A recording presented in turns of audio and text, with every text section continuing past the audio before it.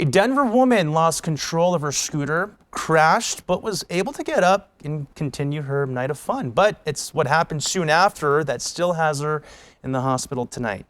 Here's Denver 7's Patrick Perez with the story.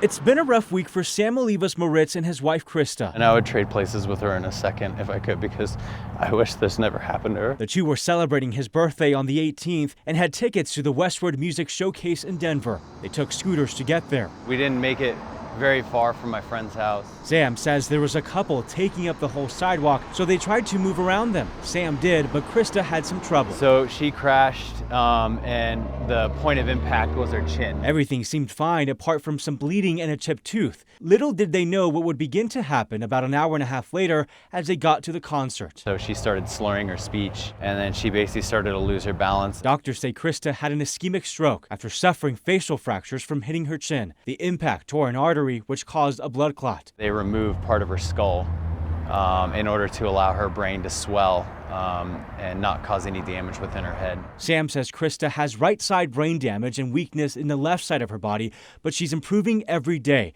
She'll likely require another week in the ICU, an additional hospital stay, and lots of rehab. She's like the sweetest thing in the world, and I wish this never happened to her. Dr. Mark Montano with Care Now Urgent Care Denver says delayed reactions after falls can happen. Usually we think of excessive bleeding after a fall like this, not the blood clotting, but the blood clotting can be a secondary response to that inflammation and swelling and the trauma. He recommends getting care as soon as you realize something is wrong, especially after a head injury. Sam doesn't know whether that would have helped, as she wasn't showing any immediate signs. He's focused now on making sure Krista gets better. She's a ray of sunshine, a ray of literal sunshine. Patrick Perez, Denver 7.